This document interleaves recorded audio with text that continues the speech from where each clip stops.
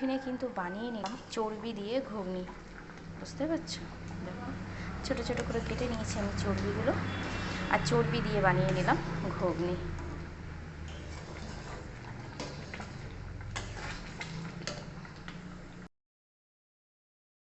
ডিম ডালের বাহার, তো সেই জন্য কিন্তু আমি ডিমটাকে সেদ্ধ করে ভেজে নিয়েছি, ডালটাকে সেদ্ধ করে নিয়েছি ফুলকপি, দেবো একটু রসুন। তো রসুনটাকে কিন্তু আমি এখন তেলের ওপরে দিয়ে দিলাম, আর দিয়ে দেবো এবার আমি ফুলকপিগুলোকে একসাথে সবটাকেই ফ্রাই করে নেব সেই জন্য। তো দেখো ফুলকপিগুলো কিন্তু প্রায় ভাজা হয়ে গেছে, আর আমি এবারে দিয়ে দিলাম আদা, জিরে, কাঁচা লঙ্কা, ধনে, টমেটো পেস্ট। তো এবারে কিন্তু আমি মশলাটা খুব ভালো করে কষিয়ে নেব। দিয়ে দিলাম পরিমাণ মতন লবণ, হলুদ, মিষ্টি। দিয়ে দিলাম সেদ্ধ করে রাখা ডালটা। এবারে দিয়ে দেবো আমি ডিমগুলো, আর নামানোর সময় দেবো কিন্তু একটু ধনেপাতা আর একটু গরম মশলা।